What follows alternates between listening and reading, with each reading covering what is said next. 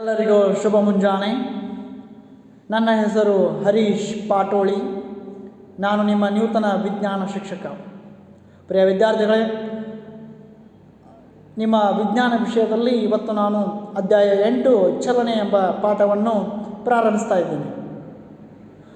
ನಾವು ನಮ್ಮ ನಿತ್ಯ ಜೀವನದಲ್ಲಿ ಕೆಲವು ವಸ್ತುಗಳು ನಿಶ್ಚಲ ಸ್ಥಿತಿಯಲ್ಲಿರುವುದನ್ನು ಕಾಣ್ತೇವೆ, ಕೆಲವು ಚಲನ ಸ್ಥಿತಿಯಲ್ಲಿರುವುದನ್ನು ಕಾಣ್ತೇವೆ. ಪಕ್ಷಿ ಹಾರುವುದನ್ನು ನೋಡ್ತೀವಿ, ಪ್ರಾಣಿಗಳು ಒಂದು ಸ್ಥಳದಿಂದ ಮತ್ತೊಂದು ಸ್ಥಳಕ್ಕೆ ಹೋಗುವುದನ್ನು ನೋಡ್ತೀವಿ, ಮೀನುಗಳು ಈಜುವುದನ್ನು ನೋಡ್ತಾ ಇವಿ. ಹಾಗೆ ಅಪಧಮನಿ ಮತ್ತು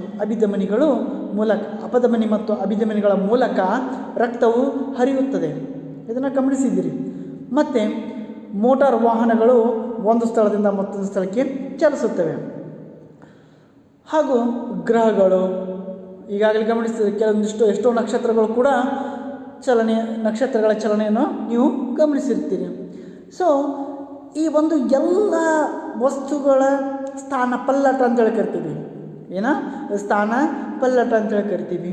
ಒಂದು ಸ್ಥಳದಿಂದ ಮತ್ತೊಂದು ಸ್ಥಳಕ್ಕೆ ಹೋಗ್ತಾವ. ಸೊ ಸ್ಥಾನ ಪಲ್ಲಟವಾಗುತ್ತದೆ ಎಂಬುದು ನಮ್ಮ ಅನುಭವಕ್ಕೆ ಬಂದೈತಿ. ಇದು ಸ್ಥಾನ ಪಲ್ಲಟ ಆಗ್ತೈತಿ ಅಂತ ಹೇಳೋದು ನಮ್ಮ ಅನುಭವಕ್ಕೆ ಈಗಾಗಲೇ ಬಂದಿದೆ. ಪ್ರಿಯ ವಿದ್ಯಾರ್ಥಿಗಳೇ, ಹಾಗೆಯೇ ನೀವು ಒಂದು ಊರಿನಿಂದ ಮತ್ತೊಂದು ಊರಿಗೆ ಹೋಗುವಾಗ ಬಸ್ಸಿನಲ್ಲಿ ಕುಳಿತಾಗ ನೀವು ಈ ನಿಮ್ಮ ಕಿಟಕಿಯಲ್ಲಿ ಮತ್ತೊಂದು ವಸ್ತುವನ್ನು ನೋಡಿದಾಗ ಆ ವಸ್ತು ಕೂಡ ಚಲಿಸುವ ಹಾಗೆ ನಿಮಗೆ ಗೋಚರವಾಗುತ್ತದೆ. ಪ್ರಿಯ ವಿದ್ಯಾರ್ಥಿಗಳೇ, ಕೆಲವು ವಸ್ತುಗಳು ಸರಳ ರೇಖಾ ಮಾರ್ಗದಲ್ಲಿ ಚಲಿಸಬಹುದು, ಅಂದರೆ ನೇರವಾಗಿ ಚಲಿಸಬಹುದು. ಕೆಲವು ವಸ್ತುಗಳು ಅಡ್ಡದಿಡ್ಡವಾಗಿ ಚಲಿಸಬಹುದು. ಕೆಲವು ವಸ್ತುಗಳು ವೃತ್ತಾಕಾರ ಪಥದಲ್ಲಿ ಚಲಿಸಬಹುದು. ಕೆಲವು ಪರಿಭ್ರಮಿಸಬಹುದು. ಕೆಲವು ವಸ್ತುಗಳು ಕಂಪಿಸಬಹುದು. ಕೆಲವು ಸಂದರ್ಭಗಳಲ್ಲಿ ಮೇಲಿನೆಲ್ಲವೂ, ಅಂದರೆ ಈ ವೃತ್ತಾಕಾರದಲ್ಲಿ ಚಲಿಸುವುದಾಗಲಿ, ಕಂಪಿಸುವುದಾಗಲಿ, ಅಥವಾ ಸರಳ ರೇಖಾಗತವಾಗಿ ಪಥದಲ್ಲಿ ಚಲಿಸುವುದಾಗಲಿ ಎಲ್ಲವೂ ಸಂಯೋಜಿತವಾಗಿರಬಹುದು. ಅಂದರೆ ನಾವು ಪ್ರತಿನಿತ್ಯ ನೋಡ್ತೇವೆ, ಒಂದು ವಸ್ತು ತನ್ನ ಇರುವ ಸ್ಥಿತಿಯಿಂದ ಮತ್ತೊಂದು ಸ್ಥಳಕ್ಕೆ ನೇರವಾಗಿ ಹೋಗಬಹುದು, ವೃತ್ತಾಕಾರವಾಗಿ ಹೋಗಬಹುದು. ಹೋಗುವ ಮಾರ್ಗಗಳು ವಿಭಿನ್ನವಾಗಿರಬಹುದು. ಪ್ರಿಯ ವಿದ್ಯಾರ್ಥಿಗಳೇ, ಈ ಒಂದು ಅಧ್ಯಯನದಲ್ಲಿ ನಾವು ಚಲನೆಯ ವಿವರಣೆಯನ್ನು ತಿಳಿದುಕೊಳ್ಳೋಣ. ಚಲನೆಯ ವಿವರಣೆ ಯಾವ ರೀತಿ ಚಲಿಸ್ತದ, ಚಲನೆ ಹಿಂದಿರುವಂಥ ಮೂಲ ಉದ್ದೇಶ ಆದರೆ ಏನು, ಹಾಗೆ ಚಲನೆಯ ಸರಳ ಸಮೀಕರಣಗಳನ್ನು ಮತ್ತು ನಕ್ಷೆಗಳನ್ನು ಮೂಲಕ ವ್ಯಕ್ತಪಡಿಸುವುದನ್ನು ತಿಳಿದುಕೊಳ್ಳೋಣ.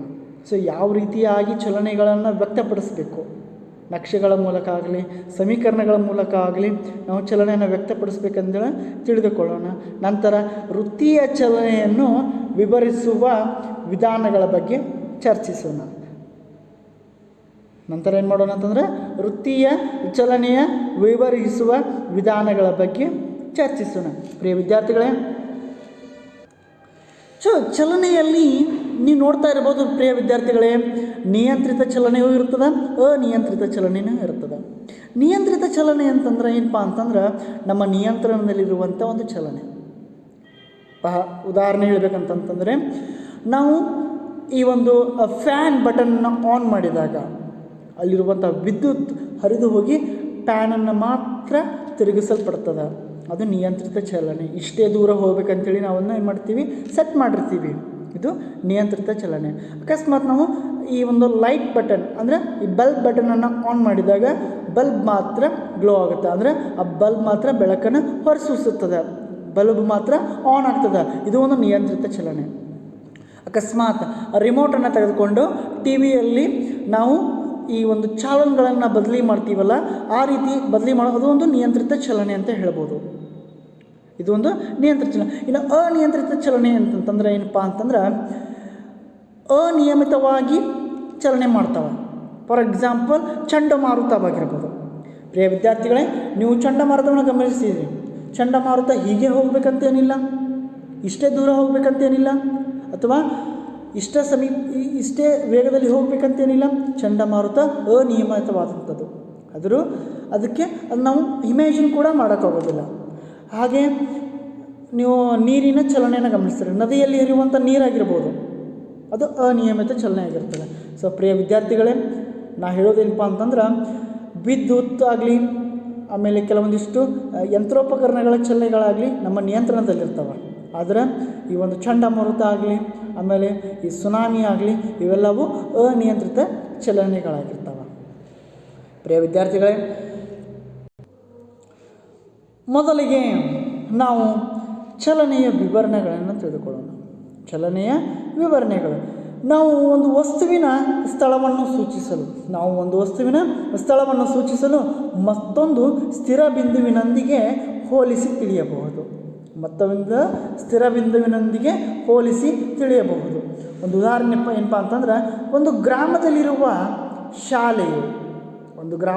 ಶಾಲೆಯು ರೈಲ್ವೆ ನಿಲ್ದಾಣದಿಂದ ಉತ್ತರಕ್ಕೆ 2 ಕಿಲೋಮೀಟರ್ ದೂರದಲ್ಲಿದೆ. ಇನ್ನೊಮ್ಮೆ ಅರ್ಥ ಮಾಡಿಕೊಳ್ಳಿ, ಒಂದು ಗ್ರಾಮದಲ್ಲಿರುವ ಶಾಲೆಯು ರೈಲ್ವೆ ನಿಲ್ದಾಣದಿಂದ ಉತ್ತರಕ್ಕೆ 2 ಕಿಲೋಮೀಟರ್ ದೂರದಲ್ಲಿದೆ. ನಾವು ಶಾಲೆ ಇರುವ ಸ್ಥಾನವನ್ನು ಸೂಚಿಸಲು ರೈಲ್ವೆ ನಿಲ್ದಾಣವನ್ನು ನಿರ್ದೇಶಕ ಬಿಂದು ಎಂದು ಹೇಳುತ್ತೇವೆ. ಎಂದಿಟ್ಟುಕೊಂಡು ಹೇಳುತ್ತೇವೆ. ಪ್ರಿಯ ವಿದ್ಯಾರ್ಥಿಗಳೇ, ರೈಲು ನಿಲ್ದಾಣವು ಒಂದು ನಿರ್ದೇಶಕ ಬಿಂದು. ನಮ್ಮ ಅನುಕೂಲಕ್ಕೆ ಸರಿಯಾಗಿ ಇತರ ನಿರ್ದೇಶಕ ಬಿಂದುಗಳನ್ನು ನಾವು ಆರಿಸಿಕೊಳ್ಳಬಹುದು. ಅಕಸ್ಮಾತ್ ನಿಮ್ಮ ಮನೆ ಎಲ್ಲಿದೆಯಪ್ಪ ಅಂತ ಕೇಳಿದ್ರೆ ನೀವೇನು ಹೇಳ್ತೀರಿ? ನಿಮ್ಮ ಮನೆ ಪಕ್ಕದಲ್ಲಿ ಇರುವಂಥ ಯಾರ್ದಾದ್ರೂ ಒಂದು ನಗರ ಹೆಸರಾದರೂ ಹೇಳ್ತೀರಿ, ಅಕಸ್ಮಾತ್ ಒಂದು ಆ ಗಲ್ಲಿ ಹೆಸರಾದರೂ ಹೇಳ್ತೀರಿ, ಆ ಏರಿಯಾ ಹೆಸರಾದರೂ ಹೇಳ್ತೀರಿ. ಇಲ್ಲ ಸರ್, ನಮ್ಮ ಮನೆ ಈ ಒಂದು ಹನುಮಾನ್ ಗುಡಿ ಹತ್ತಿರ ಇದೆ, ನಮ್ಮ ಮನೆ ಒಂದು ಈ ಯಲ್ಲಮ್ಮನ ಗುಡಿ ಹತ್ತಿರ ಇದೆ, ನಮ್ಮ ಮನೆ ಈ ಒಂದು ಗಣಪತಿ ಗುಡಿ ಹತ್ತಿರ ಇದೆ. ಸೊ ಈ ರೀತಿಯಾಗಿ ನಾವು ಒಂದು ವಸ್ತುವಿನ ಸ್ಥಾನವನ್ನು ಹೇಳಬೇಕಾದರೆ ಮತ್ತೊಂದು ನಿರ್ದೇಶನ ಬಿಂದು ಇಟ್ಟುಕೊಂಡು ಹೇಳಬೇಕು. ಪ್ರಿಯ ವಿದ್ಯಾರ್ಥಿಗಳೇ, ಆದುದರಿಂದ ಒಂದು ವಸ್ತುವಿನ ಸ್ಥಾನವನ್ನು ವಿವರಿಸಲು ನಮಗೆ ಒಂದು ನಿರ್ದಿಷ್ಟ ಬಿಂದುವಿನ ಅಗತ್ಯವಿದೆ. ಆ ಬಿಂದುವಿಗೆ ಮೂಲ ಬಿಂದು ಎಂದು ಹೆಸರು. ಇಲ್ಲಿ ಒಂದು ಪ್ರಶ್ನೆ ಬರ್ತಾ ಇದೆ ಮಕ್ಕಳೇ. ಪ್ರಿಯ ವಿದ್ಯಾರ್ಥಿಗಳೇ, ಮೂಲ ಬಿಂದು ಎಂದರೇನು? ಮೊದಲ ಪ್ರಶ್ನೆ, ಮೂಲ ಬಿಂದು ಎಂದರೇನು? ಅದರ ಉತ್ತರ ಅಷ್ಟೇ, ಒಂದು ವಸ್ತುವಿನ ಸ್ಥಾನವನ್ನು ವಿವರಿಸಲು ನಮಗೆ ಒಂದು ನಿರ್ದಿಷ್ಟ ಬಿಂದುವಿನ ಅಗತ್ಯವಿದೆ. ಆ ಬಿಂದುವಿಗೆ ನಾವು ಮೂಲ ಬಿಂದು ಎಂದು ಕರೆಯುತ್ತೇವೆ. ಅಕಸ್ಮಾತ್ ನಾನು ಆಗಲೇ ಹೇಳಿದೆ, ನಮ್ಮ ಮನೆ ಈ ಒಂದು ಗಣಪತಿಯ ಗುಡಿಯ ಬಲಗಡೆ 2 ಕಿಲೋಮೀಟರ್ ಅಂತ ಹೇಳಬಹುದು, 1 ಕಿಲೋಮೀಟರ್ ಅಂತ ಹೇಳಬಹುದು.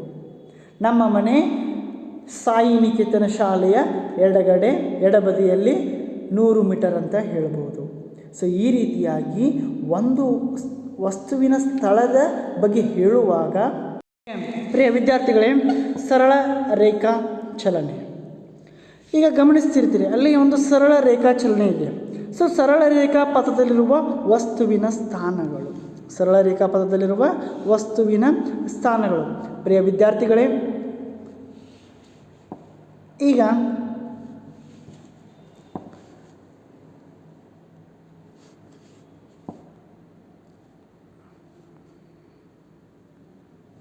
ಒಂದು ವಸ್ತುವು ಸರಳ ರೇಖಾ ಪಥದಲ್ಲಿ ಚಲಿಸುತ್ತಿದೆ ಎಂದು ತಿಳಿದುಕೊಳ್ಳೋಣ. ಮೊದಲಿಗೆ ಏನು ಮಾಡಬೇಕಂತಂದ್ರೆ, ಒಂದು ವಸ್ತುವು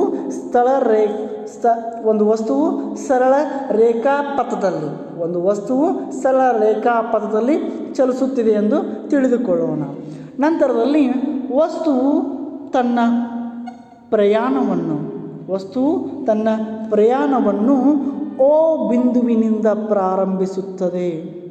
ಏನು ಮಾಡ್ತದೆ? ಓ ಬಿಂದುವಿನಿಂದ ಪ್ರಾರಂಭಿಸುತ್ತದೆ. ಆ ಬಿಂದು ನಿರ್ದೇಶಕ ಬಿಂದು ಎಂದು ಪರಿಗಣಿಸಲ್ಪಡುತ್ತದೆ.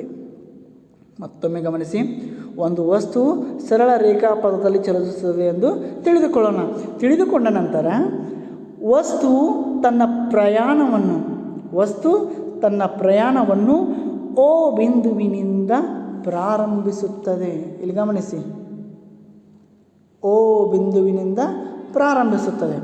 ಏನು ಮಾಡ್ತದೆ? ಓ ಬಿಂದುವಿನಿಂದ ಪ್ರಾರಂಭಿಸುತ್ತದೆ. ನಂತರದಲ್ಲಿ ಆ ಬಿಂದು ನಿರ್ದೇಶಕ ಬಿಂದು ಎಂದು ಗುರುತಿಸಲ್ಪಡುತ್ತದೆ. ಆ ಬಿಂದು ನಿರ್ದೇಶಕ ಬಿಂದುವೆಂದು ಪರಿಗಣಿಸಲ್ಪಡುತ್ತದೆ. ಅರ್ಥ ಆಯ್ತಲ್ಲ? ಈಗ ಮುಂದಿನದು ಎ ಬಿ ಮತ್ತು ಸಿ ಬಿಂದುಗಳು. ಎ ಬಿ ಮತ್ತು ಸಿ ಬಿಂದುಗಳು ವಸ್ತುಗಳ ಬೇರೆ ಬೇರೆ ಕಾಲಗಳಲ್ಲಿನ ಸ್ಥಾನಗಳಾಗಿರ್ತವೆ. ಪ್ರಿಯ ವಿದ್ಯಾರ್ಥಿಗಳೇ, ಗಮನಿಸಿ, ಓ ಬಿಂದುವಿದೆ, ಹಾಗೆಯೇ ಎ ಬಿಂದುವಿದೆ, ಬಿ ಬಿಂದುವಿದೆ,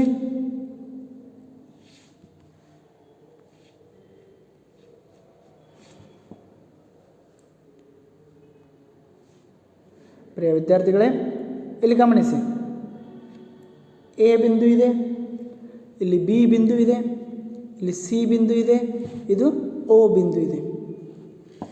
ಸಿ ವಸ್ತು ತನ್ನ ಪ್ರಯಾಣವನ್ನು ಓ ಬಿಂದುವಿನಿಂದ ಪ್ರಾರಂಭಿಸುತ್ತದೆ. ಆ ಬಿಂದು ನಿರ್ದೇಶಕ ಬಿಂದುವೆಂದು ಪರಿಗಣಿಸಲ್ಪಡುತ್ತದೆ. ನಂತರದಲ್ಲಿ ಎ ಮತ್ತು ಬಿ ಹಾಗೂ ಸಿ ಬಿಂದುಗಳು ವಸ್ತುಗಳ ಬೇರೆ ಬೇರೆ ಕಾಲಗಳಲ್ಲಿನ ಸ್ಥಾನಗಳಾಗಿರ್ತವೆ. ನಂತರದಲ್ಲಿ ಮೊದಲು ವಸ್ತು ಸಿ ಮತ್ತು ಬಿ ಬಿಂದುಗಳ ಮುಖಾಂತರ ಚಲಿಸಿ, ಸಿ ಮತ್ತು ಪ್ರಿಯ ವಿದ್ಯಾರ್ಥಿಗಳೇ ಗಮನಿಸಿ, ಮೊದಲು ಸಿ ನಂತರ ಬಿ ಮುಖಾಂತರ ಚಲಿಸಿ ಎ ಬಿಂದುವನ್ನು ತಲುಪುತ್ತದೆ. ಎ ಬಿಂದುವನ್ನು ಏನು ಮಾಡ್ತದೆ? ತಲುಪ್ತದೆ. ಏನಾಗ್ತದೆ ಇಲ್ಲಿ? ಮೊದಲು ವಸ್ತುವು ಮೊದಲು ವಸ್ತು ಏನು ಮಾಡ್ತದೆ? ಸಿ ಹಾಗೆ ಬಿ ಬಿಂದುಗಳ ಮುಖಾಂತರ, ಸಿ ಮತ್ತು ಬಿ ಬಿಂದುಗಳ ಮುಖಾಂತರ ಚಲಿಸಿ ಎ ಬಿಂದುವನ್ನು ತಲುಪುತ್ತದೆ. ಎ ಬಿಂದುವನ್ನು ತಲುಪುತ್ತದೆ. ನಂತರ ಅದೇ ಹಾದಿಯಲ್ಲಿ ಹಿಂದಕ್ಕೆ ಬಿ ಮುಖಾಂತರ ಚಲಿಸಿ ಸಿಯನ್ನು ತಲುಪುತ್ತದೆ. ಗಮನಿಸಬಹುದು. ದಯವಿಟ್ಟು ಕನ್ಫ್ಯೂಸ್ ಆಗಬೇಡ್ರಿ ಪ್ರಿಯ ವಿದ್ಯಾರ್ಥಿಗಳೇ. ಮೊದಲು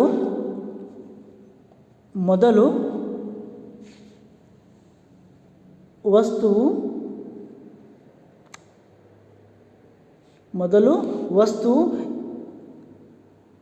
ಸಿ ಮತ್ತು ಬಿ ಬಿಂದುಗಳ ಮುಖಾಂತರ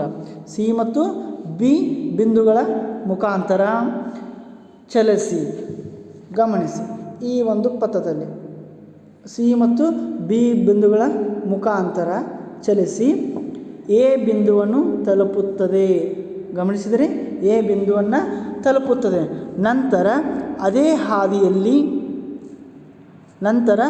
ಹಾದಿಯಲ್ಲಿ ಹಿಂದಕ್ಕೆ ಬಿ ಬಿಂದುವಿನ ಮುಖಾಂತರ ಸಿಯನ್ನು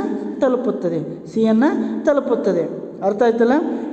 ಓದಿಂದ ಎಗೆ ಹೋಗುವ ಎಗನ್ನು ತಲುಪುತ್ತದೆ. ಯಾವ ರೀತಿಪ್ಪ ಅಂತಂದರೆ ಸಿ ಮತ್ತು ಬಿ ಮುಖಾಂತರ ಬಿಂದುವನ್ನು ತಲುಪಿ ನಂತರ ಮತ್ತೆ ಸಿಯನ್ನು ತಲುಪುತ್ತದೆ, ಮತ್ತು ನಂತರ ಸಿಯನ್ನು ತಲುಪುತ್ತದೆ. ಚಲಿಸಿದ ಒಟ್ಟು ದೂರ, ವಸ್ತುವು ಚಲಿಸಿದ ಒಟ್ಟು ದೂರ O A plus O C. ಮೊದಲು ಚಲಿಸಿದ ದೂರ ಎಲ್ಲಿ ಅಂತಂದ್ರೆ ಓ ಎ. ಪ್ರಿಯ ವಿದ್ಯಾರ್ಥಿಗಳೇ ಗಮನಿಸಿ, ಓದಿಂದ ಎವರೆಗೆ ಯಾವುದರ ಮುಖಾಂತರ? ಸಿ ಮತ್ತು ಬಿದ ಮುಖಾಂತರ ಎಲ್ಲಿ ಚಲಿಸಿರ್ತದೆ ಅಂತಂದರೆ ಓದಿಂದ ಎ, ಅದೇ ಓ ಎ. ಎಷ್ಟು? O A. ನಂತರ ಎ ದಿಂದ ಇ ಮತ್ತು ಎ ದಿಂದ ಮತ್ತೆ ಸಿವರೆಗೆ ಚಲಿಸುತ್ತದೆ. ಮತ್ತೆ ಏನು ಮಾಡ್ತದೆ? ಸಿವರೆಗೆ ಚಲಿಸುತ್ತದೆ. ಆದ ಕಾರಣ ಪ್ರಿಯ ವಿದ್ಯಾರ್ಥಿಗಳೇ ನಾವು ಅದನ್ನು ಈ ರೀತಿ ಬರಿತೀವಿ. ವಸ್ತುವು ಚಲಿಸಿದ ಒಟ್ಟು ದೂರ ಓ ಎ. ವಸ್ತುವು ಚಲಿಸಿದ ಒಟ್ಟು ದೂರ ಓ ಎ. ಓ ಎ ಅಂದರೆ ಎಷ್ಟಿದೆ ಅಂತಂದರೆ 0ದಿಂದ 60 ಕಿಲೋಮೀಟರ್ಗಳು. 0ದಿಂದ 60 ಕಿಲೋಮೀಟರ್ಗಳು, ಅದು ಎಷ್ಟು? O A. ನಂತರದಲ್ಲಿ ನೀವು ನೋಡ್ತಾ ಇರ್ಬೋದು ಎ ಸಿ. ನಂತರದಲ್ಲಿ ನೀವು ನೋಡ್ತಾ ಇರ್ಬೋದು ಎ ಸಿ ಅಂದರೆ ಎದಿಂದ ಸಿ, ಮತ್ತೆ ಎ ಅನ್ನು ತಲುಪಿ ನಂತರ ಸಿ ಅನ್ನು ತಲುಪುತ್ತದೆ. ಎ ಸಿ ಅಂದರೆ 5, 10, 15, 20, 25, 30, 35 ಅಂದರೆ ಅದು 35 ಕಿಲೋಮೀಟರ್, ಮತ್ತು ಅದು 35 ಕಿಲೋಮೀಟರ್. ಸೊ ಒಟ್ಟು OA 60 kilometre, AC 35 kilometre. So ಒಟ್ಟು ಅಲ್ಲಿ 95 ಕಿಲೋಮೀಟರ್ಗಳಲ್ಲಿ ಆ ಬಿಂದು ಚಲಿಸುತ್ತದೆ. ನಂತರದಲ್ಲಿ 95 ಕಿಲೋಮೀಟರ್ ವಸ್ತು ಚಲಿಸಿದ ದೂರ, ನಂತರ 95 ಕಿಲೋಮೀಟರ್ ವಸ್ತು ಚಲಿಸಿದ ದೂರವಾಗಿರುತ್ತದೆ. ದೂರವನ್ನು ವಿವರಿಸಲು ಬರೀ ಸಂಖ್ಯಾ ಮೌಲ್ಯ ಇದ್ದರೆ ಸಾಕು. ಚಲಿಸಿದ ದಿಕ್ಕನ್ನು ಸೂಚಿಸಬೇಕಾಗಿಲ್ಲ. ಕೆಲವು ಪರಿಣಾಮಗಳನ್ನು ಮತ್ತು ಸಂಖ್ಯಾ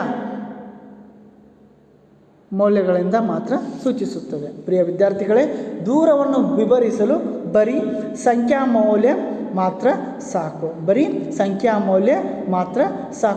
ದಿಕ್ಕನ್ನು ಸೂಚಿಸುವುದು ಬೇಕಾಗಿಲ್ಲ. ಹಾಗೆಯೇ ಕೆಲವು ಪರಿಮಾಣಗಳನ್ನು ಅವುಗಳು ಸಂಖ್ಯಾದ ಮೌಲ್ಯಗಳಿಂದ ಮಾತ್ರ ಸೂಚಿಸುತ್ತದೆ. ಇಲ್ಲಿ ಗಮನಿಸಿ ಪ್ರಿಯ ವಿದ್ಯಾರ್ಥಿಗಳೇ, ಮತ್ತೊಮ್ಮೆ ಗಮನಿಸಿ. ಓದಿಂದ ವಸ್ತು ಎ ಬಿಂದುವನ್ನು ತಲುಪುತ್ತದೆ. ಯಾವ ಮಾರ್ಗವಾಗಿ? ಸಿ ಮತ್ತು ಬಿದ ಮಾರ್ಗವಾಗಿ. ನಂತರ ಮತ್ತೆ ಈ ಎದಿಂದ ಮತ್ತೆ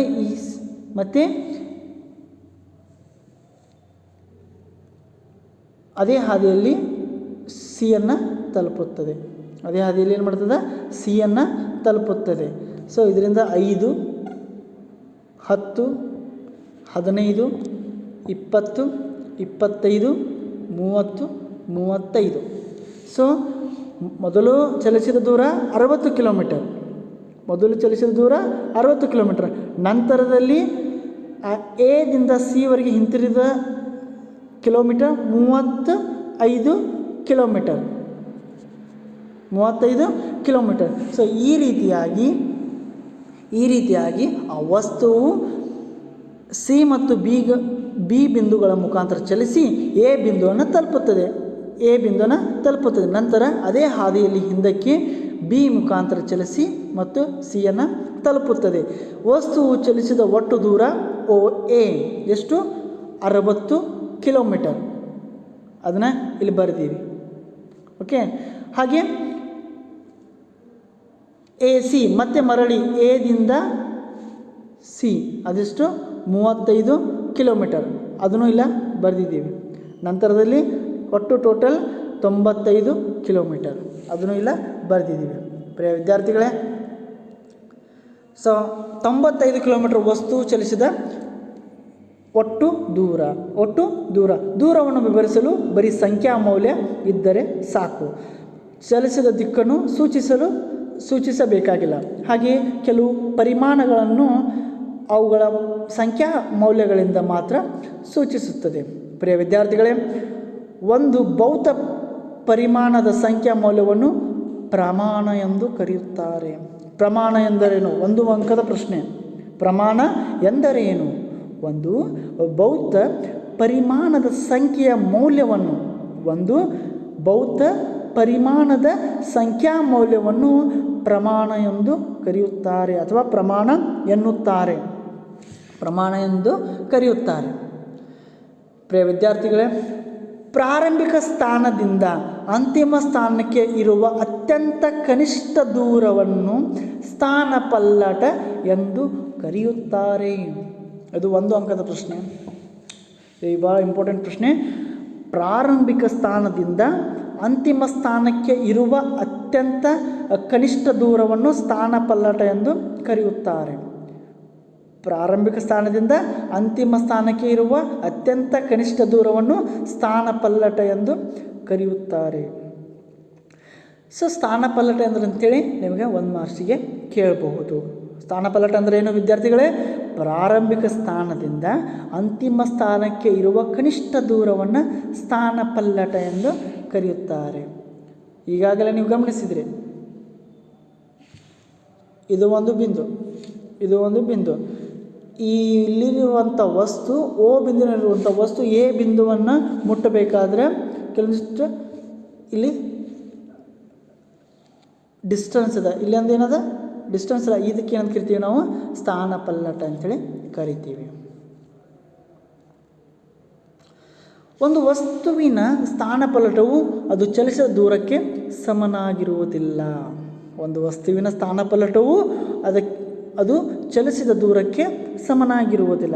ಪ್ರಿಯ ವಿದ್ಯಾರ್ಥಿಗಳೇ, ಮೊದಲನೇ ಪಾಯಿಂಟ್, ಒಂದು ವಸ್ತುವಿನ ಸ್ಥಾನಪಲ್ಲಟವು ಅದು ಚಲಿಸಿದ ದೂರಕ್ಕೆ ಸಮನಾಗಿರುವುದಿಲ್ಲ. ಓ ಇಂದ ಎವರೆಗೆ ಚಲನೆಯಲ್ಲಿ ಚಲಿಸಿದ ದೂರ 60 ಕಿಲೋಮೀಟರ್. ವಸ್ತುವಿನ ಓ ಇಂದ ಎವರೆಗೆ ಚಲಿಸಿದ ದೂರ ಎಷ್ಟು? 60 ಕಿಲೋಮೀಟರ್. ಮತ್ತು ಸ್ಥಾನಪಲ್ಲಟವು 60 ಕಿಲೋಮೀಟರ್. ಸ್ಥಾನಪಲ್ಲಟವು 60 ಕಿಲೋಮೀಟರ್. ಓ ಇಂದ ಎಗೂ ಮತ್ತು ಹಿಂದಕ್ಕೆ ಬಿಗೂ ಚಲಿಸಿದಾಗ ಅದರ ದೂರ 85 ಕಿಲೋಮೀಟರ್. 85 ಕಿಲೋಮೀಟರ್. ಆದರೂ ಸ್ಥಾನಪಲ್ಲಟದ ಪ್ರಮಾಣ 35 ಕಿಲೋಮೀಟರ್. ಅದರ ಸ್ಥಾನಪಲ್ಲಟದ ಪ್ರಮಾಣ 35 ಕಿಲೋಮೀಟರ್. ವಸ್ತುವಿನ ಚಲನೆಯನ್ನು ಮತ್ತು ನಿರ್ದಿಷ್ಟ ಕಾಲದಲ್ಲಿ ಪ್ರಾರಂಭಿಕ ಸ್ಥಾನಕ್ಕೆ ಅನುಗುಣವಾಗಿ ವಸ್ತುವಿನ ಅಂತಿಮ ಸ್ಥಾನವನ್ನು ಗುರುತಿಸಲು ಎರಡು ಭೌತ ಪರಿಮಾಣಗಳಾದ ಚಲಿಸಿದ ದೂರ ಮತ್ತು ಸ್ಥಾನಪಲ್ಲಟಗಳನ್ನು ಉಪಯೋಗಿಸುತ್ತೇವೆ. ಪ್ರಿಯ ವಿದ್ಯಾರ್ಥಿಗಳೇ, ವಸ್ತುವಿನ ಚಲನೆಯನ್ನು ಮತ್ತು ನಿರ್ದಿಷ್ಟ ಕಾಲದಲ್ಲಿ ಪ್ರಾರಂಭಿಕ ಸ್ಥಾನಕ್ಕೆ ಅನುಗುಣವಾಗಿ ವಸ್ತುವಿನ ಅಂತಿಮ ಸ್ಥಾನವನ್ನು ಗುರುತಿಸಲು ಭೌತ ಪರಿಮಾಣಗಳಾದ ಚಲಿಸಿದ ದೂರ ಮತ್ತು ಸ್ಥಾನಪಲ್ಲಟಗಳನ್ನು ಉಪಯೋಗಿಸುತ್ತೇವೆ.